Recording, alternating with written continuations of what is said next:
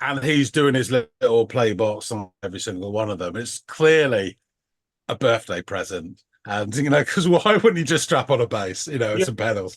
But, he's persevering with the thing. It looks really awkward because it's so small. But, his auntie got it for him. He's got to use. He said he'd use it, and he's got to use it.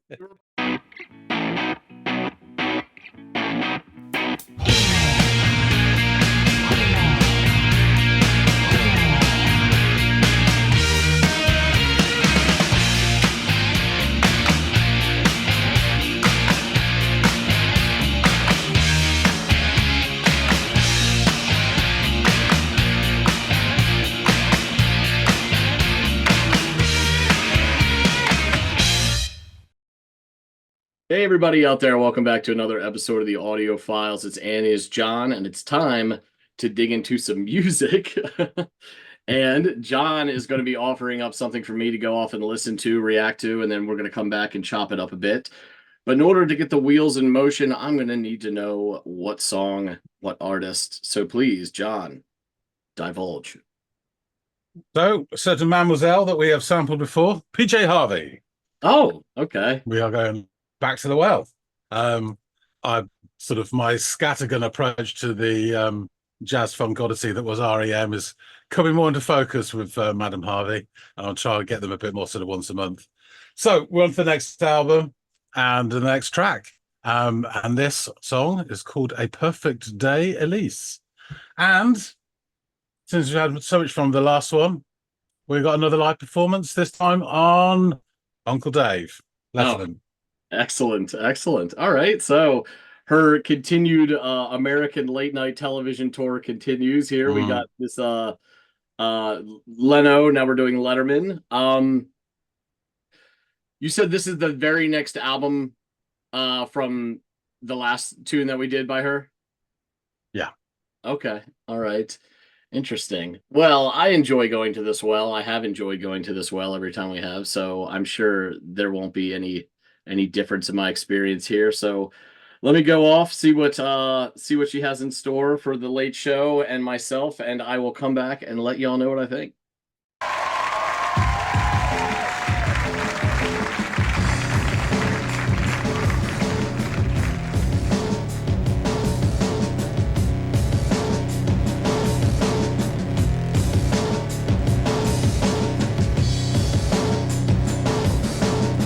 Already has this kind of like it's pulled back. There's not a lot of sound happening, right? You just got the drummer and it sounds like that little effects machine that your man is on.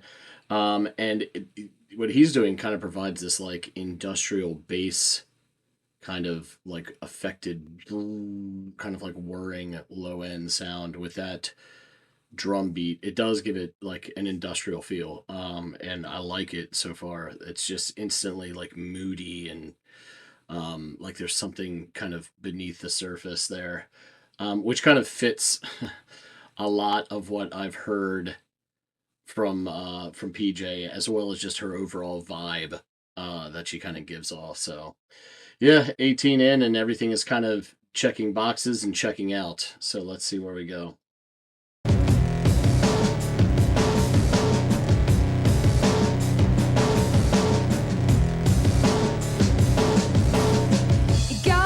Got lucky one time.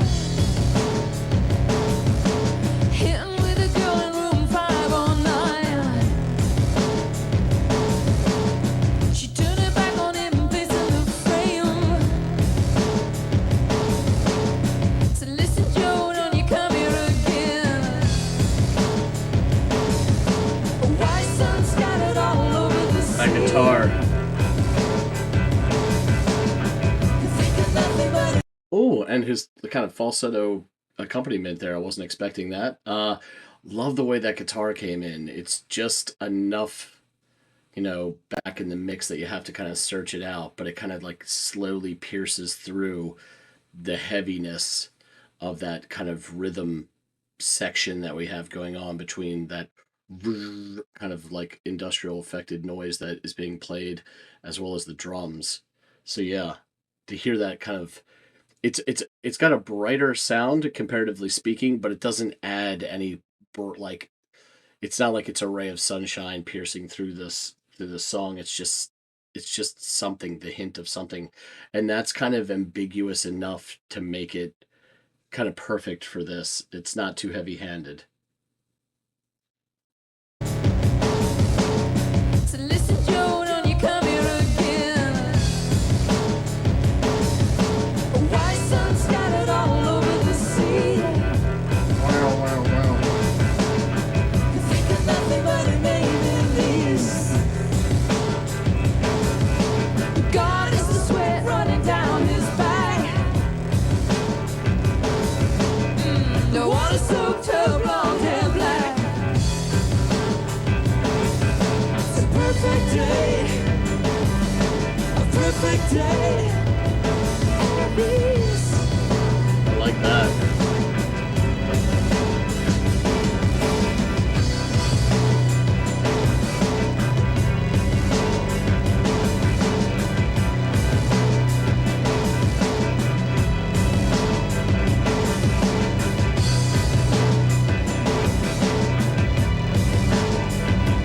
Yeah, the keys.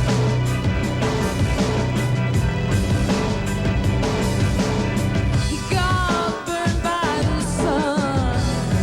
He's a lucky man. Face so pale and his hands so warm.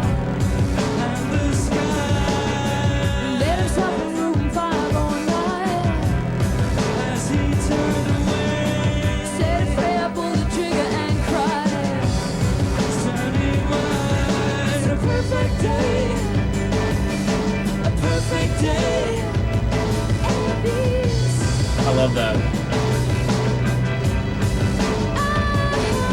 It's a perfect day. A perfect day. Elise.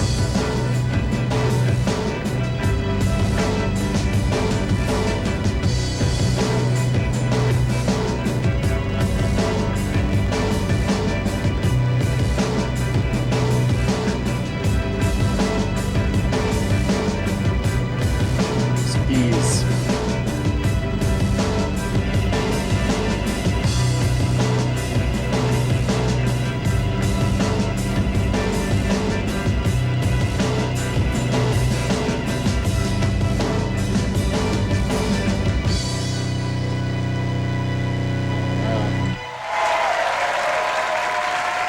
Thanks, kid. Good to see you. Excuse me. How do you do? Nice to see you again. How have you been? Oh, good. That is PJ Harvey. We'll be right back. Thank you. Oh, Dave, you couldn't help yourself. I guess I can't say that I blame you. Yeah, I loved it. Was a very moody piece. Again, that checks out with her. She seems like she could be a mercurial individual. I love the way when the singing stopped. I guess this is mostly after the chorus is delivered. You can really hear those keys coming through and adding a bit of shine. The closest thing to like luster in the whole song, because everything else is quite matte. It's quite muted in its brightness or its tone. And I like that because there's a brooding nature to the music, and her voice. I mean, during the verse, she's really kind of like staying in her pocket, and that's good because it fits the groove that they have going on here. But that chorus, when I don't know what it is about when she hits that Elise, it just sounds so pretty. But yeah, not a lot of moving parts in this. I don't think it needs it, and I think she's kind of like a excellent songwriter when it comes to creating mood and atmosphere without having to have all these bells and whistles that can actually kind of distract from the mood that she's probably trying to set, I would imagine. So yeah, I like the song a lot. I like her a lot. She's so interesting to me. Yeah. I'd be interested to learn more about this song, and I'm sure John's got plenty of info on it. He seems to be a bit of a fanboy for old PJ, as I am slowly becoming one myself. So let's get back to him and see what he has to say. Reginald, okay, he's back. So you've had a listen to A Perfect Day, Elise on Uncle Dave's show. Yeah. What do you make of it all?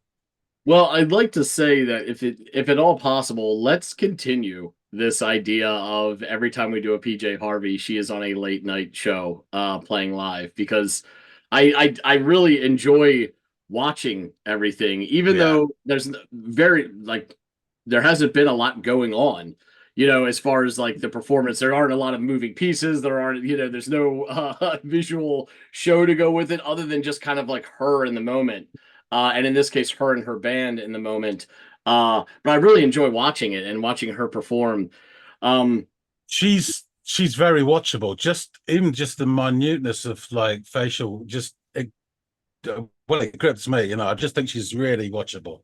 Um, yes, yeah, you know, and it is hard to like describe exactly what it is, without I don't want to sound like a simp here, because it's not just because she's pretty. There's some mystique, and that she has transcends. charisma just coming Yeah, out of her. yeah, And it's yeah, really hard to put your exactly. finger on. Yeah. For sure. So as the applause dies down, we get the sounds of like steady drum beat and this ominous kind of fuzzy industrial whirring that fill the air. And I'm assuming that's from the little effects mechanism that your man is playing. I don't know what that's called, but it's obviously button generated, and it's almost acting as like the The bass. bass. Yeah, in this song, Yeah. right? Yeah, it's like a affected bass line that fills out, gives so much texture to the bottom of the song. And it, coupled with the drums, just kept giving me like this industrial vibe. That Yeah. So go ahead. I just like to check. So I checked out. There's a few other performances that she did on other TV shows, American and British, and he's doing his little play box on every single one of them. It's clearly a birthday present. And because why wouldn't he just strap on a bass, Yeah. some pedals? But he's persevering with the thing. It looks really awkward because it's so small. But his auntie got it for him. He's got to use. He said he'd use it, and he's got to use it. It reminds me of the early days of watching my dad send an email from our gateway desktop, just like pressing buttons to whom it may concern. So it was very funny watching him go at that. So yeah, around the or no, she enters with her vocals. How could I overlook that? And it's over top of this scant but very persistent soundscape that they've created. And she sounds great as usual, though, like in this verse portion, she's kind of rightfully staying in the pocket of the groove, which makes perfect sense. Like, why would she do anything outside of that? She's kind of just riding that, and her voice is like smooth, and it fits the motif of the song really well.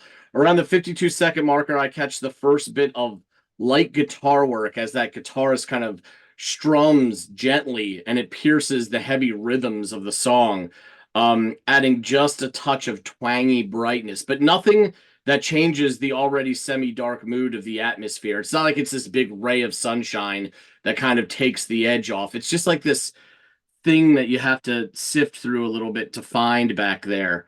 And I thought that was really cool and intriguing, and a nice little bit of accent work to give the song something else than this like dark rhythm that it has going for it. And I noticed that the fella on the on the calculator is he starts using like he comes in with like a falsetto vocal almost, like higher pitched. And I thought that was really interesting too, because I guess I wasn't really expecting it. So many of her songs, specifically vocally, are just her. Sometimes it's just her and a guitar, as we saw on Rid of Me. But it was just interesting to hear that, and to hear them throughout the song kind of play off one another vocally. So I really love the way she delivers Elise after the vocal repetitions of like A Perfect Day. Just the way that sing-songy flick of her voice to hit that second half, the Elise, like to go up with it. And I for whatever reason, every time that came around, I found myself moving with it. So yeah, it was just really great. Then after a couple measures of just music and a bit of light foot stomping and swaying by Miss PJ, the next verse begins, and she sings "He Got Burned by the Sun," which is quickly followed by her man to the left, again on his little mechanism, saying he's a lucky man. And before his line is completely delivered, she comes in with her next line. So there's this really interesting like figure eight of call and response kind of vocal delivery where they're hanging on each other's last words and picking up. And I thought that that was a really interesting way to deliver this bit as well, add a little bit of variance. And we get treated to another chorus, and I can confirm that I'm still loving the way she delivers Elise. And this time she adds even a little bit more flair, I think, as she goes into it, which stood out to me as well. And we start to get this for the first time I'm hearing this. I'm sure it probably featured in the last sort of that period after the chorus and before the verse. There's music that just kind of like rides out without any, you know, vocals over top of it. It's kind of giving this room to breathe. And this is where I'm starting to pick up the sustained keynotes, because I see your man on the keyboard in the back there. And I'm at this point I'm listening and I can hear those sustained sounds. And I really like those too. It's like, almost like this suspenseful resonant pitch to them, which is very cinematic and perfectly fits this otherwise stripped back moody number. So I grew to appreciate the keys finally when I heard them. And the song then shuffles to an end, and Uncle Dave comes out to thank PJ, kind of like totally the guy on the little machine. He's like, yeah, pardon me, and gets right to PJ to the rest of the band. Yeah, exactly. And of course, he steals a kiss on her hand. You know, who could blame him? Oh, Uncle Dave. But yes, I enjoyed this industrial, at times pulsating nature of the tune. She really is the queen of capturing mood, especially when it comes to like dark or rough around the edges moodiness. And that kind of just sits beneath the surface. And I love that so much. I also we have done a few songs by her at this point, and something I've noticed about her is that she's really talented at writing great music that doesn't require a ton of moving parts or bells and whistles. She really has mastered this stripped back sound that is like enjoyable to the ear, but also like wildly authentic, I think, to who she is and how she presents herself, because there's no frills about her either. She just is who she is, and her music is what it is, and she just stands on that. So yeah, I really enjoyed this. I think the live performance aspect of it probably added to my enjoyment as well. As I'm growing to realize I have this weird music crush on PJ Harvey. But yeah, this was good stuff, man. Another great performance. You're not the first, and you won't be the last. But yeah, He has kind of yes, this he has kind of this Stevie Nicks appeal to her, where like people are just drawn to her mystique for whatever reason. Like my brother was a huge mark for Stevie Nicks, and now I'm finding that I'm having this odd similar relationship with PJ Harvey. I understand the Stevie Nicks. Never saw it myself, but I understood a lot of other people. Yeah, very exactly. heavily. But yeah, for me, it's probably Kim Deal. But anyway. So yeah, I know in the last album we talked about, that was her sort of character was the vamp. This one, she's rocking fringe, or as the Americans say, bangs. You noticed the bags too. That looked like they were definitely a DIY job. Yeah. So this is from her fourth album, 1998's Is This Desire. This is a really interesting album. So it marks, as you probably can appreciate from this song, a move away from a previous really, guitar-driven songs into more subtler, on the whole, quieter, definitely atmospheric, soundscape, mood-driven pieces that feature not just the guitars, but keyboards and electronics as well. So for this, PJ Harvey vocals, guitar. This is for the album. Mick Harvey bass, keyboards. John Parrish guitar, keyboards. Rob Ellis drums, percussion. And Eric Drew Feldman piano, keyboards. There was also additional musicians on the album: Joe Gore guitar, Jeremy Hott guitar, Terry Edwards trumpet on The River, and Richard Hunt violin on No Girl So Sweet. There's some really interesting songs on this album. I picked this one because this gave her sort of her highest charting single in the UK. So I just thought it was a a sort of middle track in terms of the extremes of sounds that she had in this. So this is a good middle ground sample of the overall sound of the album. So in an interview with Filter magazine in 2004, Polly Jean indicated it was the project which at the time she was most proud of. It was a very, very difficult record to make, and still one I find very difficult to listen to, but probably my favorite record that I've made because it had a lot of guts. She also told the Telegraph, I do think Is This Desire is the best record I ever made, maybe ever will make. And I feel that that's probably the highlight of my career. I gave 100% of myself to that record. Maybe it was detrimental to my health at the same time. She had issues. People can speculate on what they were, romantic, health, otherwise. But John Parrish in 2021 said, Is This Desire is probably the most compromised album that Polly's made, largely to do with the time over which it was made. There were 2 long recording sessions and almost a year's gap in between them. It was also the only record where the record company came in and had a degree of creative input, which had never been sanctioned on any of the other records that I'd played on. John Parrish, not me. Yeah. The record obviously never heard. The record company obviously never heard anything until they got the mastered album. Usually, on this album, there are a couple of people who I felt took advantage of the fact Polly wasn't very well at the time. Normally, she's so decisive and strong about what she feels, about what's going to happen. But on that record, she wavered in the middle. So that's really interesting. It's one of these records, also before I go on to the reactions, that a lot of people weren't overly sort of bowled over by at the time. It was a change, another step, we know what that brings. But I think it's all of her records stand up to, time can be kind or cruel to music that you loved in the past. And pretty much all of her records sound great or even better nowadays. This one is the one I think goes up highest in my reckonings when listening to it again. It really improved with time, and I think people look back on it now and recognize it to be a really good album. So you're going to say? Yeah, no, I'm just wrapping my head around a few things that I thought was interesting. One, going back, this being the highest charting track in the UK, like in her homeland. At the time, yeah, she's not really a singles person though, Polly Jean. She's an albums last, really. Yeah. So, well, that I found interesting, and I also like the whole situation around her well-being during the making of this album, and like what's that chalked up to.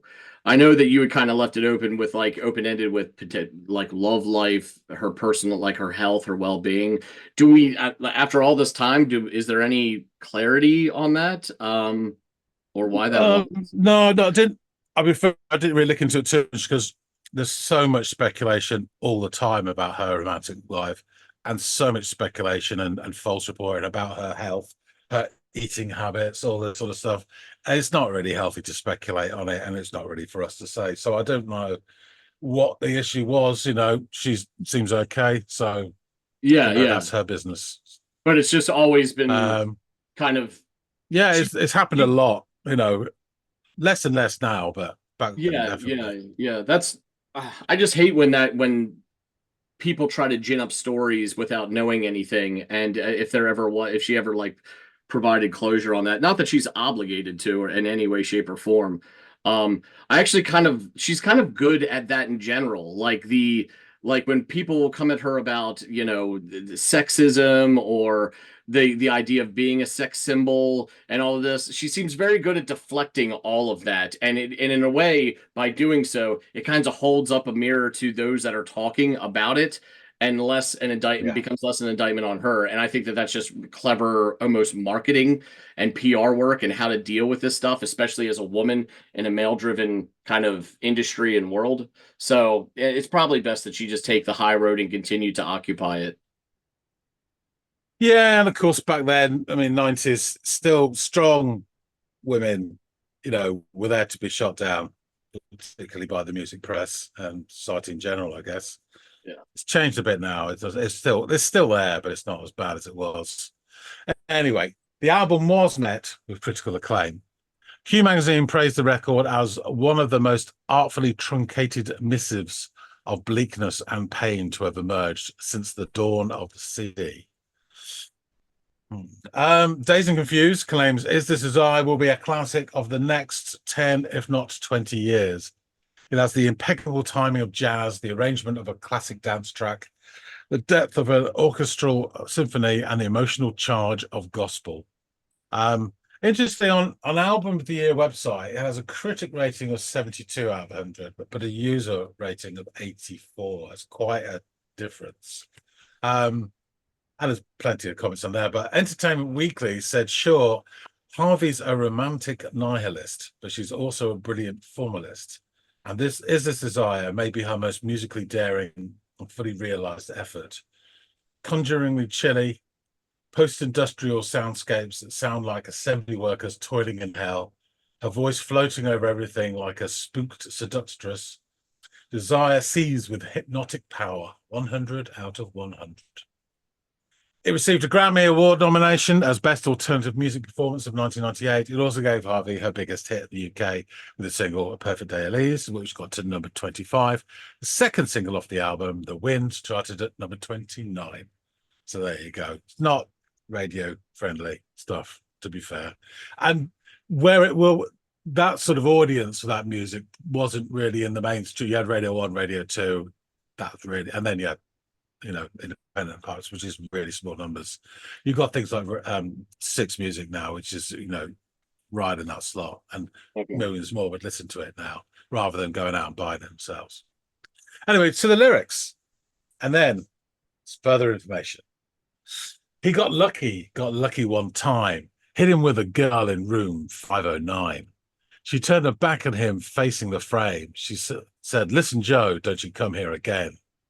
White sun scattered all over the sea. He could think of nothing but her name, Elise. God is the sweat running down his back. The water soaked her blonde hair black. It's a perfect day, Elise. He got burned by the sun. He's a lucky man. His face so pale and his hand so warm, and the sky. Let himself in room 509 as he turned away, said a prayer, pulled the trigger and cried, turning white. It's a perfect day, Elise. Oh, it's a perfect day, Elise. Now, you may be forgiven for not knowing what the hell she's singing about. That's because this song is based around the short story, A Perfect Day for Banana Fish by J.D. Salinger. Originally published in The New Yorker in January 1948. The song is set, I'll give you a little synopsis. The song is set at a large seaside resort in Florida. Muriel Glass's husband, Seymour, a World War II veteran, has recently been discharged from an army hospital after evaluation for a psychiatric disorder. Muriel's mother is concerned by her son-in-law's increasingly bizarre behavior, but Muriel dismisses this, regarding her husband's idiosyncrasies as benign and manageable. Meanwhile, at an adjoining beach from the hotel, a child named Sybil Carter has been left alone while her mother is occupying the hotel bar. Sybil wanders on the beach and finds Seymour. Sybil reproaches Seymour for allowing another girl, Sharon Lipschutz, to sit with him the previous night as he played the lounge piano for the hotel guests. Seymour attempts to placate Sybil by suggesting they catch a banana fish, but Sybil insists that Seymour choose between her and Sharon Lipschutz. Seymour responds that he observed Sybil abusing a hotel patron's dog, and the girl falls silent. Classic Salinger. Seymour places Sybil on a rubber raft and wades out into the water, where he tells her the story of the very tragic life of the banana fish. They gorge themselves on bananas, they become too large to escape their feeding holes and die. Sybil is unfazed by the story and claims she sees a banana fish with 6 bananas in its mouth.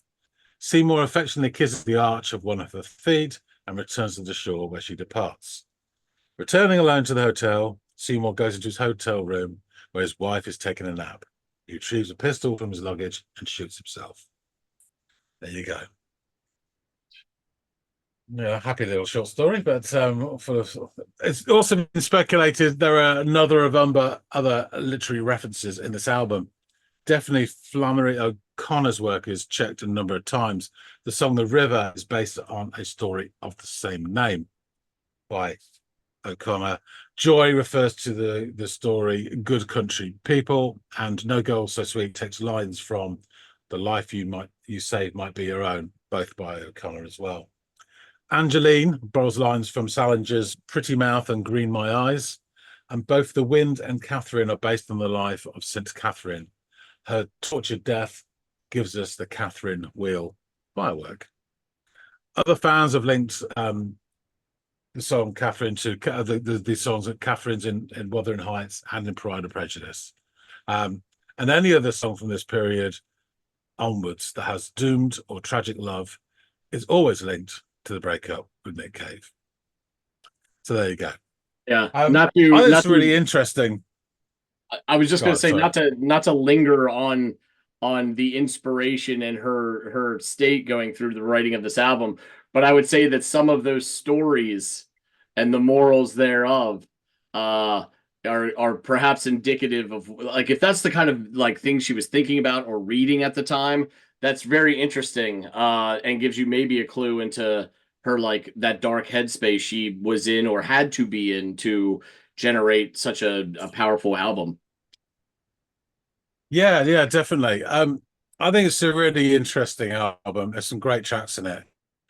I would have given you The Wind, but I think you'd have lost your shit over that because there's so much spoken word in it. And this sort of what's it called? ASMR, Yeah. all that whispered stuff. Yes, loads of that. It does. I think it's a really cool song, but I think you would have like, damn, I should have given you it, shouldn't I? Now thinking about it. That's anyway. Yeah. No, I just think it's a really cool. It's not as immediate as the other albums. It's particularly Rid of Me just grabs you by the carotid artery. It's amazing. Whereas this is more thoughtful, and it's an experience which you sort of come to with all the soundscapes and the different stuff going on. But it's really interesting. She never does anything that isn't interesting. Yeah. So it's really cool to see her development, and it's still. I like this idea of, like, the, I'm sorry. I like this idea of going from visceral to cerebral in the matter of, like, an album. You go to something that's just like immediate and you get satisfaction off that. And then this is the one that's like ponderous, kind of makes you think about it and dissect a little bit. So I love the idea of, like, here's my last two offerings, and they're very different and both enjoyable, but for very different reasons. You know what I mean? Yes, and it shows well, how skilled she is for a start, but also how thoughtful and intelligent she is as well. So she's not coming at things from just one angle. Yeah, wait till we get to the next album, even more so. Yeah. So okay, I shall wrap things up. Thanks for listening to this, Andy. Folks out there, tell us what you think about this song, this album. Tell me which song I should have picked and how wrong I am. Please hit the like button if you do like this. It does help shoving this under other people's noses. Why should you be the only ones to suffer? Come on, do it. And if you haven't subscribed already, please do. We really appreciate everybody who supports the channel. And as Heather Small would say, we're moving on up. That being said, thanks so much for watching, and we'll see all of you in the next episode of the Audiophiles. See you later, guys.